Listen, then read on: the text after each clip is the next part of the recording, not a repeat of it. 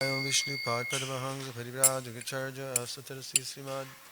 His Divine Grace of Hai Charanarvind Bhaktivedanta Swami Srila Prabhupada Ki Jai. Grantaraj Srimad Bhagavatam Ki Jai. Sri Harinam Sankirtan Ki Jai. Nitai Guru Premanande. All glories to the sum of the devotees. All glories to the sum of the devotees. All glories to the sum of the devotees. All glories to Sri Guru and Gauranga. Nama Om Vishnu Padaya Krishna Padasavadare Srimati Bhaktivedanta Swami Nityanamani Namaste Saraswati Devi Gauravani Bacharani Vishesha Shunyavadi Pastachari Shatarine Om Namo Bhagavate Vasudevaya Om Namo Bhagavate Vasudevaya Om Namo Bhagavate Vasudevaya.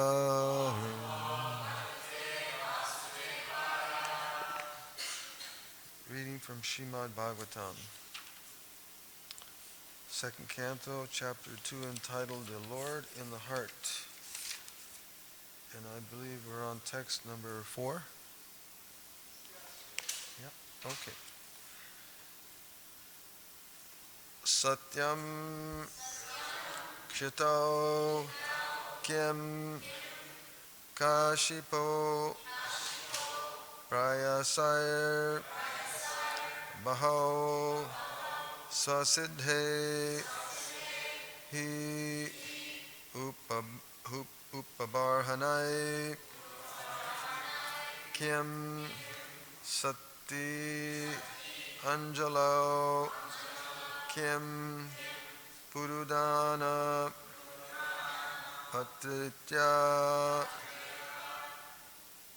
Patriya Dig Valkalado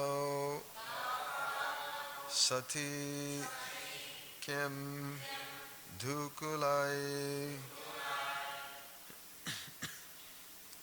Satyam Kitau Kim Kashipo Prayasai Satyam Kitau Kim Kashipo Prayasai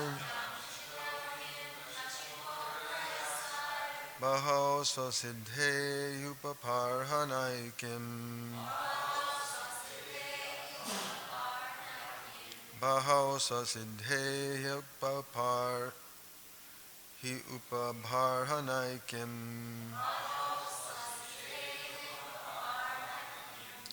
Satyanjalo Kim Purushadana Patre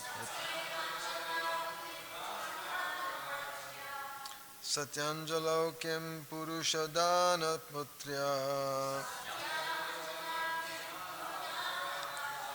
Digval Kalado Sati Kim Dukulai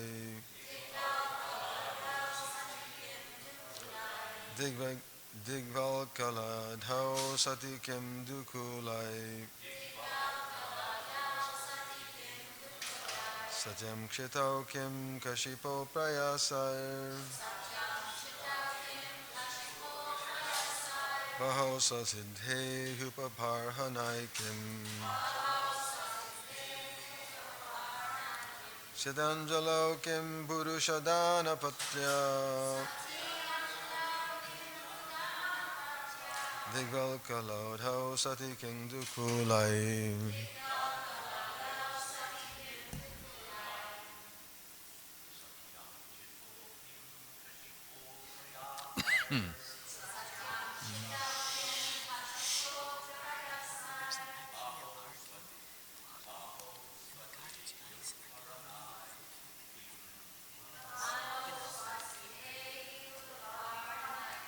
Yeah, right after Maharaj.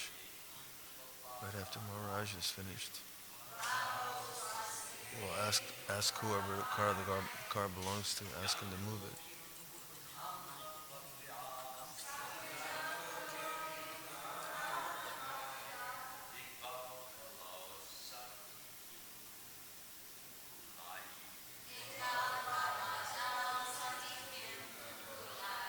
Excuse me, Prabhus. Somebody parked a white Kia or black Kia in the drive in front of the dumpsters. Sorry, but it needs to be moved.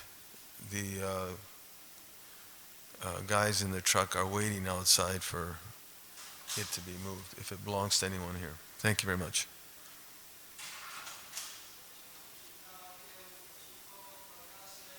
Satyam Chito Kim Kashipo Prayasai.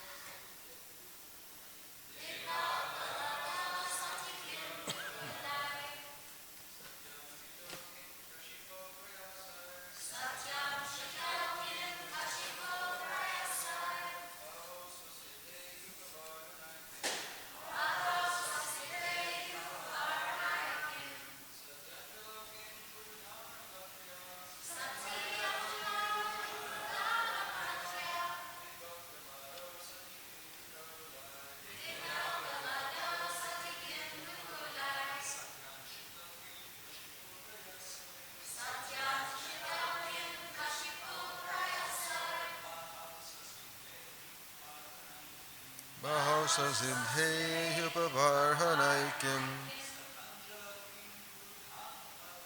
Satyanjalokim Purudana Patriya Divalkala Dhausatikim Dukolai. Ladies,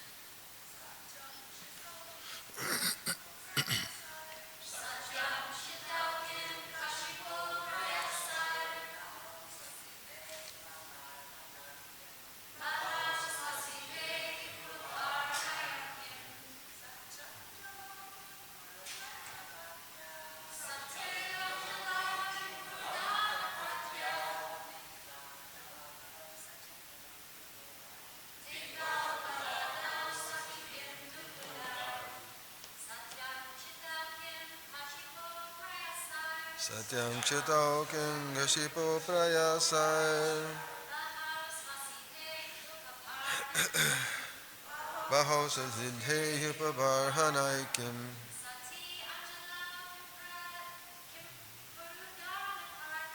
Satyanjalokim Purudana Patriya Divalkala Dhausatikim Dukulai. Satyam, being in possession. Chitao, earthly flats. Kim, where is? Where is the necessity? Kashipo, of beds and cots. Prayasai, endeavoring for. Baho, the arms. Sasidhe, being self-sufficient. He, certainly. Upabarhanai, bed and bedstead. Kim, what is the use? Sati, being present. Anjalo, the palms of the hands. Kim, what is the use? Puruda, varieties of. Ana, edibles. Patritya,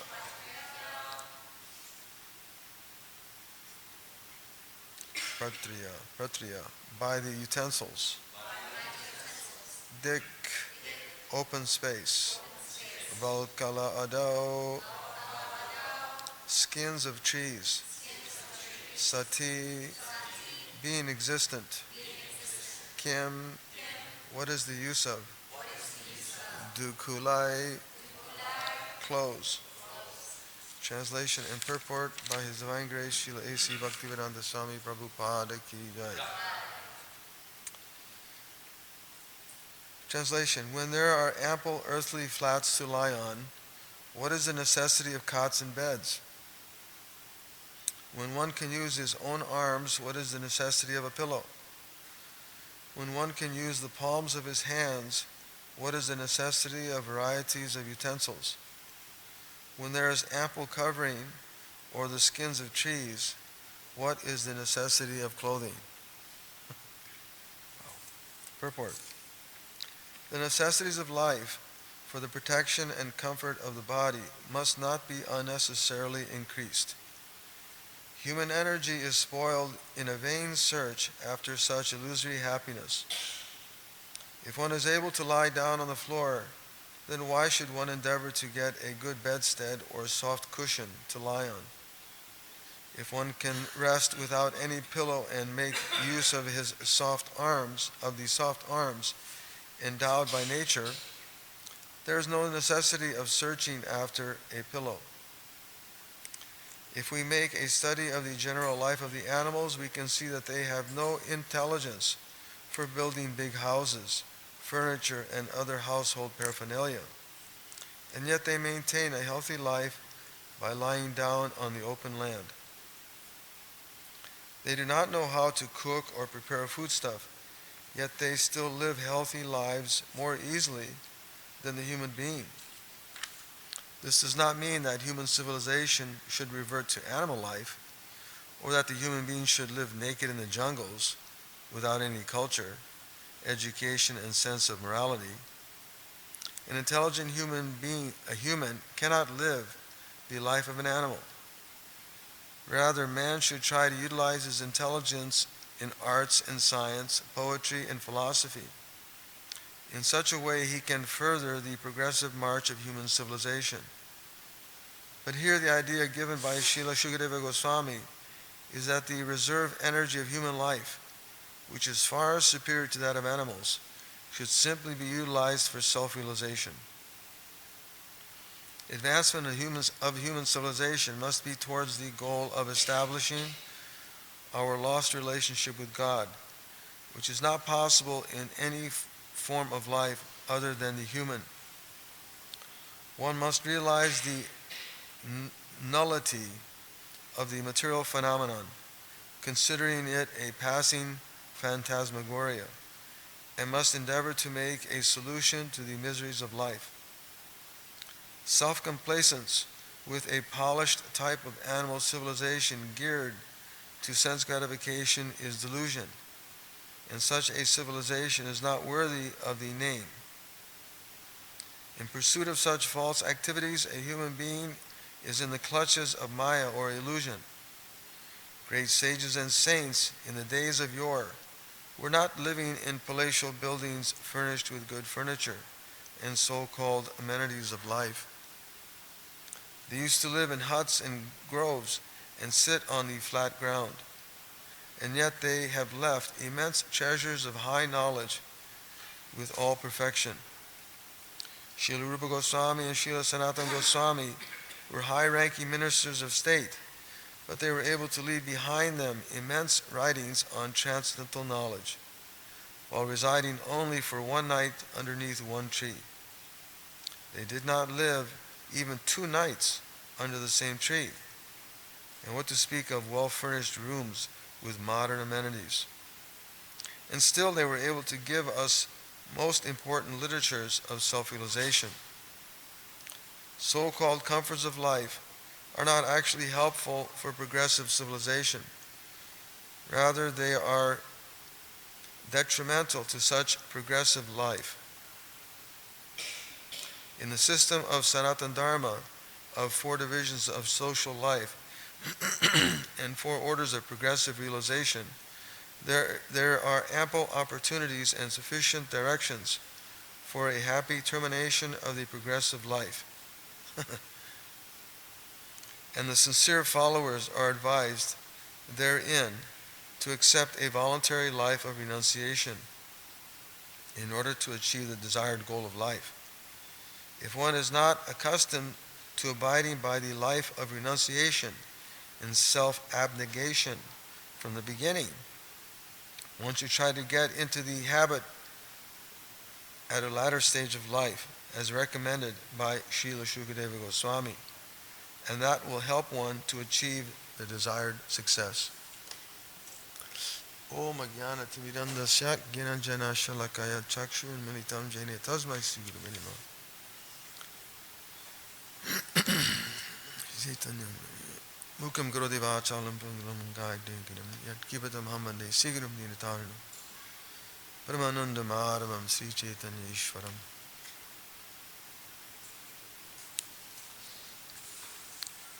So this is a very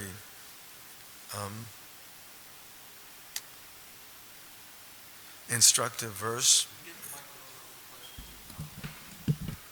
So here we have a very instructive verse as to how one desiring spiritual life or is desirous of becoming freed from this material world should live. There's a very popular concept out there these days, a religion of prosperity, or prosperity religion, however one way or another it goes this way, that way. Prosperity religion. How one's spiritual life is calculated by how opulently one is living. And the proof of one's devotion is exhibited by all of these material, as Prabhupada puts it here in the purport, amenities. In other words, a successful society means to have a lot of technology, a lot of sense gratification, different forms. It's unlimited. And the primitives live in a village life or live in a setting where one is austere, devoted, engaged in devotional service. Krishna says actually in Bhagavad Gita that this science of Krishna consciousness cannot be understood by one who is not devoted, who's not austere, or engaged in devotional service. It can't be understood unless one is sufficiently detached from those external comforts. It's not that we live as naked animals, as Prabhupada points out here. It's not that one should live in the jungle naked, or that one should revert to animal life.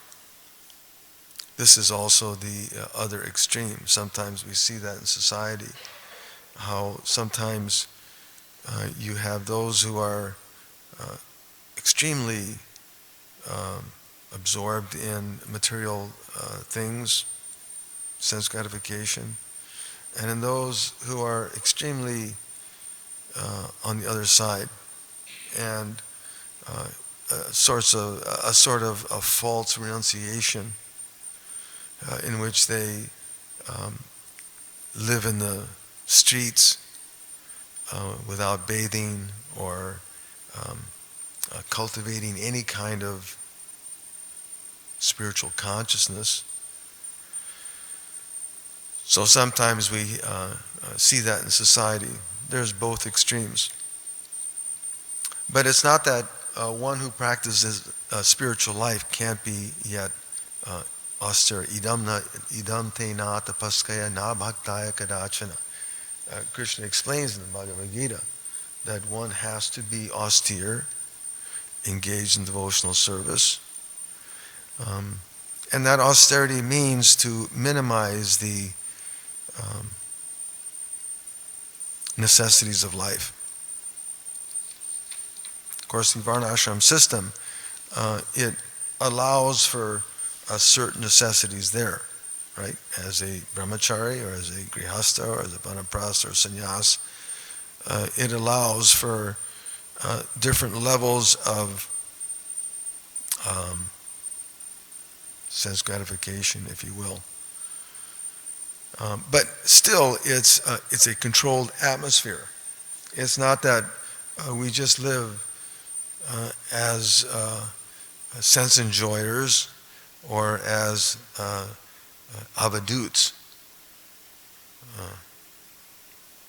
There's a certain time and place for all of these things in a life and in society.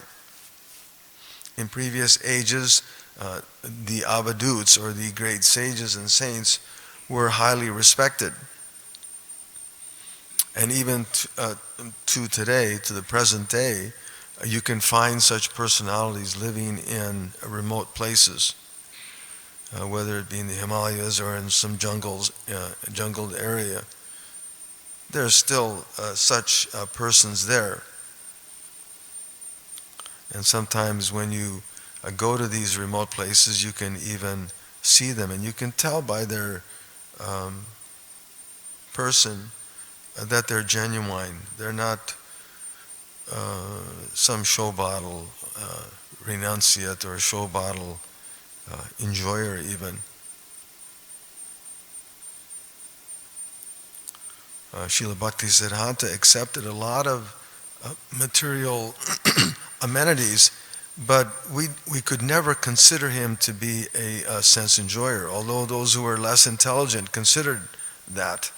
When he would drive in his motor vehicle, or he would wear a long coat and shoes, or send his disciples to foreign lands, this was considered, this is not sattvic, this is not the life of a sadhu, or the proper execution of devotional service.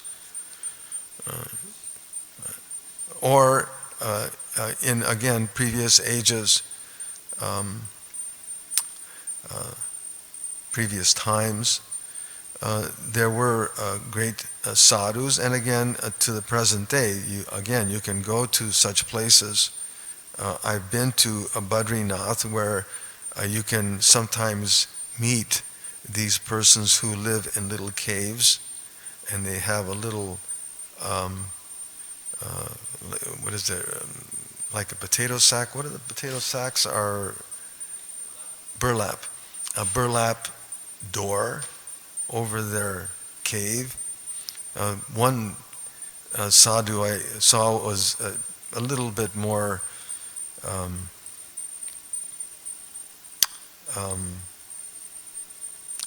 what's the word, comfortable, because he had a wooden door. He had a wooden door, and he had a chain and a lock on it. And he stepped out of this little hole in the wall, literally, and he stood up. He wasn't a short person, but he was average height, but came out of this little hole and stood up and locked his gate. It was really sort of cute. Locked his gate and walked down to the Ganga. This is in Badrinath, so that would have been what, I believe that's the Ganga that runs there, or it's the Saraswati, and it's the Ganga. And he walked down to the bank of the river, which was freezing cold, totally freezing cold. I know because we went there, and I remember trying to take a bath, because when you go to the holy places you should take bath. Not that you go there and you're just huddled up in a corner someplace. But we went out hiking, and then we went down to the Ganga and took a real quick dip. It was super quick. And but this sadhu, he went down. He was in his gamsha. It was less than a gamsha. But he went down to the bank and just started casually washing himself and got into the water, stepped into the water, and just very peacefully was cleaning himself and just sat there cross-legged and was very comfortable. We were frozen like ice cubes. You couldn't. It was so cold when your feet would touch the stones, they stick. You ever get that? If the surface of something is so cold and when you touch it, your skin sticks to it. So, still, there may be sadhus like that. Certainly there are. But the state of present-day society as these things is that these kinds of saintly persons, they're not so much appreciated. They're not respected, unfortunately. And because of the degraded society, the religion of prosperity, or prosperity religion, is the direction in which people want to go. Sometimes you get these advertisements, at least I used to, you get this mail out from a particular organization, church group, and there'd be a little teeny cross in it, and the advertisement would be that you pray on this cross and pray for whatever you want. You need a new, and it would actually read like that. You want a car, pray for a car. If you want a new house, or if you want a new wife, or if you want this or that. And by the way, send in your $25 offering, or whatever, $100 offering, and you'll get it. Certainly you'll get it. Not this kind of cheating religion, as we heard the other day. That Krishna consciousness, the Bhagavatam, is Kaitavo Dharma. It's all about kicking out this cheating religion.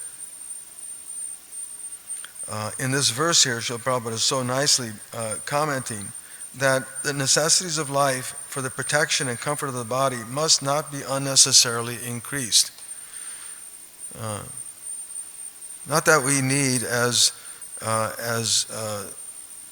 devotees, not that we need all kinds of material amenities. Of course, again, we can use them in Krishna's service, as Srila Bhaktisiddhanta did, as Srila Prabhupada showed by example.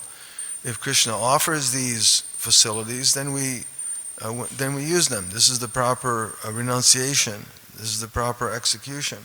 We accept those things on behalf of Krishna's service, but unnecessarily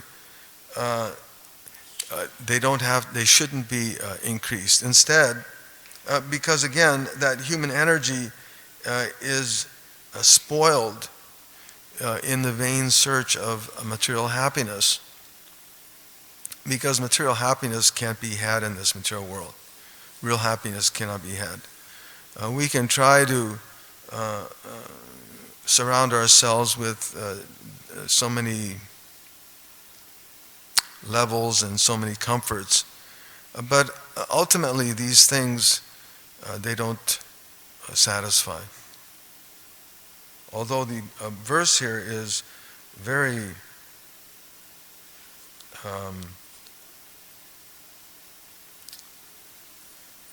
explicit and direct, where when there are ample earthly flats to lie on, what is the necessity of cots and beds? When one can use his own arms, what is the use of a pillow? When one can use the palms of one's hands, what is the use of varieties of utensils? When there's ample covering or the skin of trees, what is the necessity of clothing? Of course, again, this is not as Prabhupada points out in the purport, this is not advocating that we should uh, live with tree bark, or that we can simply lie on the ground. That may not be possible, again, because of the age, our own age, the need for attracting spiritual aspirants. Sometimes we have to make adjustments.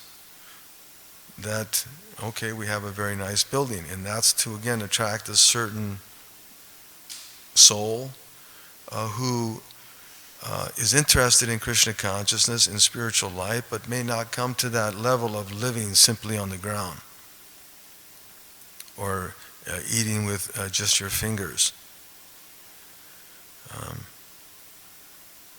So all of these instructions are there, but they're meant to, again, point out that one needs to minimize the necessities of the body and instead devote more time,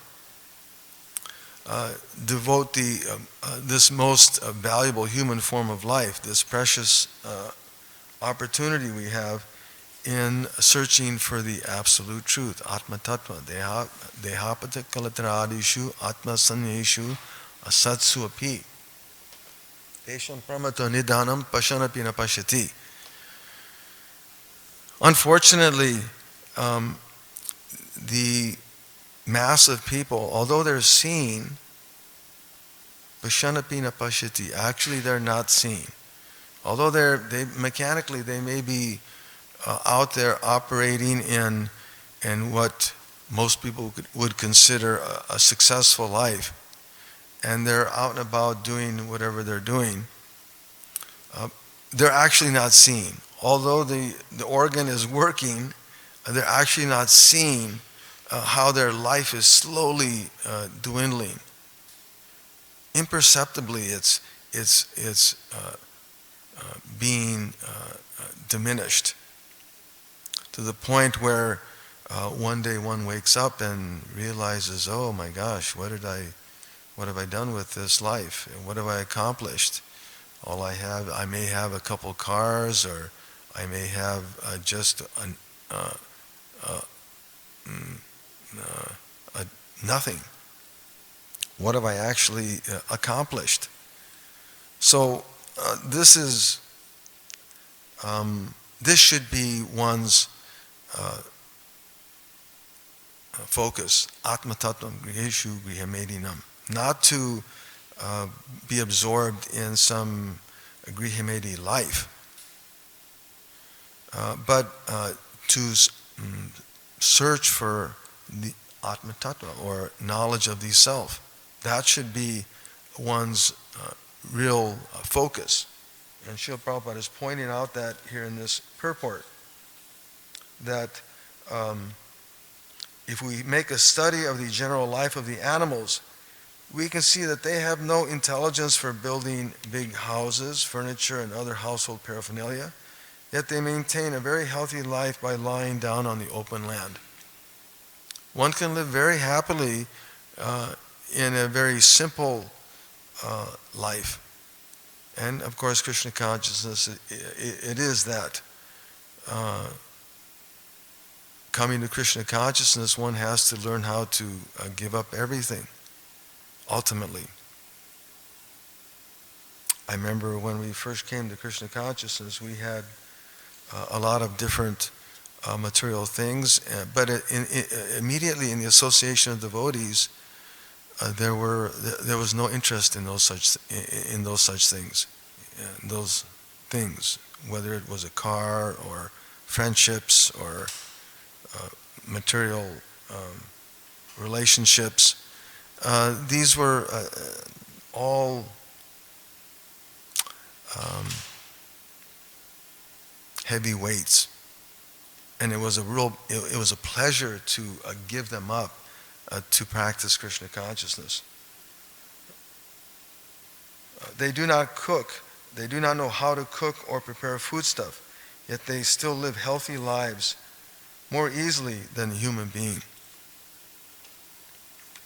This does not mean that human civilization should revert to animal life, or that the human being should live naked in the jungles without any culture, education, and sense of morality. Again, sometimes there's a misunderstanding of what spiritual life means. We can still have a very comfortable life and yet be engaged in a very austere process.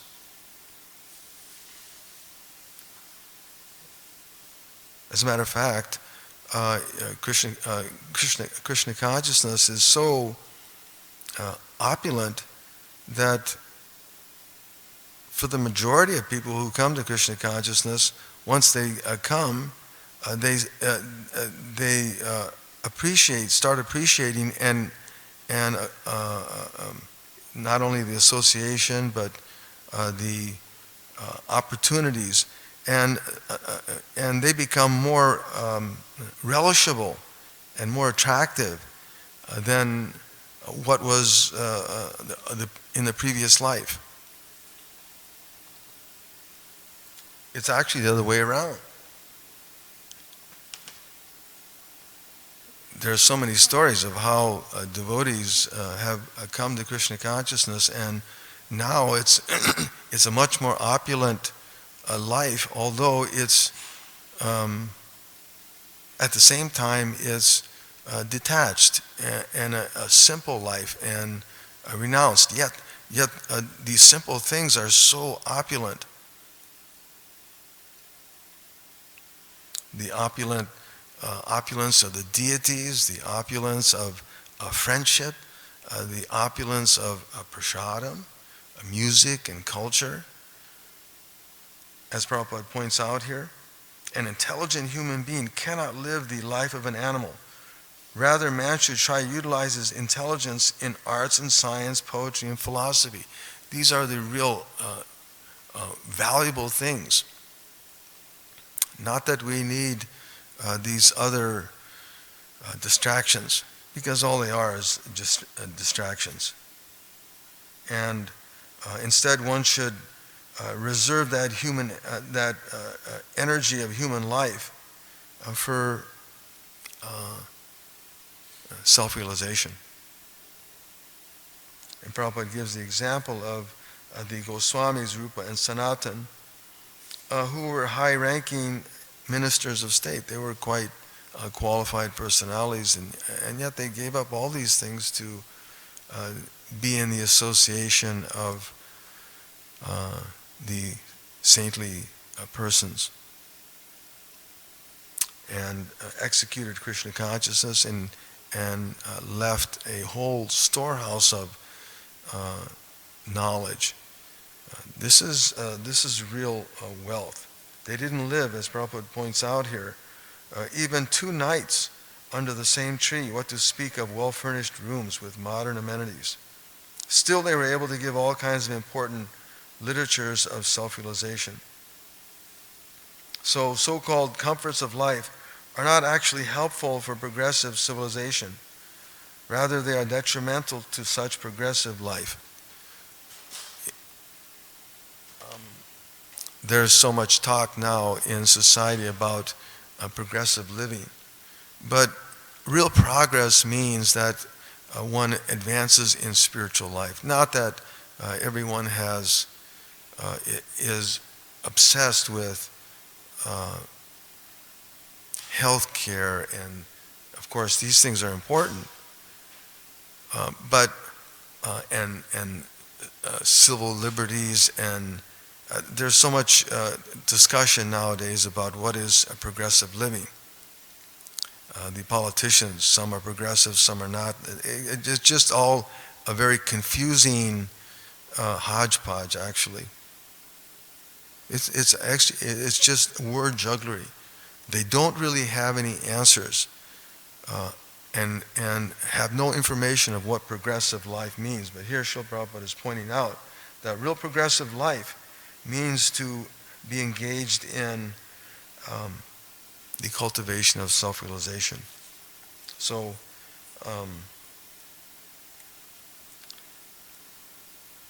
finally here, Srila Prabhupada points out that if one is not accustomed to abiding by the life of renunciation and self-abnegation from the beginning, one should try to get into the habit at a latter stage of life, at least, as recommended by Rupa Goswami or Shukadeva Goswami, and that will help one to achieve the desired success.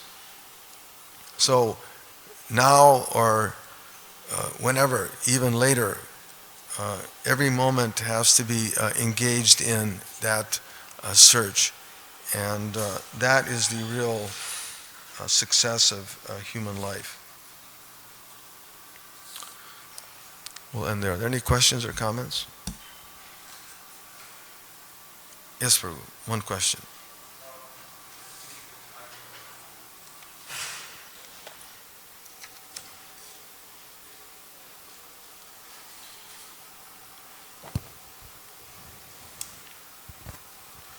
Hi, Prabhu. Thank you for your class. I was wondering, it also says men should focus on advancement in poetry, art, and science. Mm-hmm. So self-expression is okay when it comes to painting, for instance. Sure. But Sure. you have to be It Krishna. takes artists to produce these wonderful pieces that we have on the wall. It takes philosophers to produce all of the wonderful literatures and commentaries that we have available.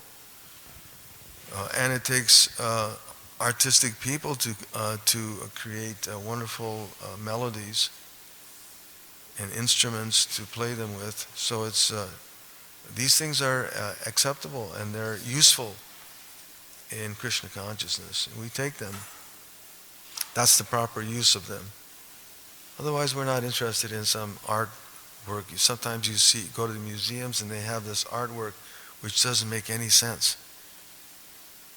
Or it's just a bunch of blotches on the wall. Somebody threw some paint on the wall, and then everybody goes and tries to figure out what he's trying to say or what it means. What a waste of time. Hare Krishna. Srila Prabhupada.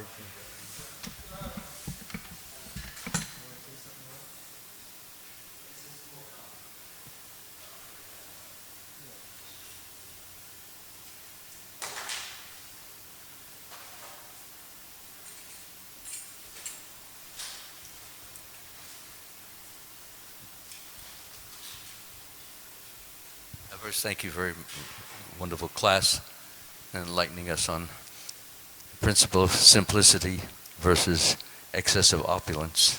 This is good for every devotee to know. And one of the very important reasons that we try to learn simplicity as opposed to luxurious living and getting used to luxurious living is that if that is our lifestyle, what happens is if for some reason or other, and it could happen at any time, where we lose our luxurious lifestyle, earthquakes, floods, fires like our Clyde, her house went up in flames, Malibu, okay. There are many natural disturbances and also disturbances of our own body and mind and disturbances which come from other persons' bodies and minds, which can upset, disturb, shake, rattle us in such a way that we lose those opulences, or we lose those luxurious acquirements that we have, and it becomes very difficult to live without them if you have become habituated to them. So in Krishna consciousness, the idea is to be able to live a simple life, and even live on the floor, sleep on the floor for a few weeks if necessary. And if you have to, by necessity, by urgency, it won't be such a big deal. It will be, well, I've done this for a while, so why should I get upset and disturbed? Just I don't know. But generally speaking, people don't think like that. You hear them talking to, oh, I had to sleep on the floor today. I had to eat simple lettuce and tomatoes. It's like a big burden. It's not a big burden. If you learn to do, that's the whole idea, is to keep the mind peaceful, keep it calm, keep it controlled. And the only way you can do that is by living a little more simply, at least at certain times. And by so doing, when the bad times hit, you're ready for it. And you can keep your mind, as I says, so many people get upset at the slightest little bit of disturbance in the home or in the body or in the children. They can't stay calm, they can't stay peaceful. And consequently, they're running to the doctor for the problems that come from that lack of peaceful life. That's all I wanted to say. Right. Thank you.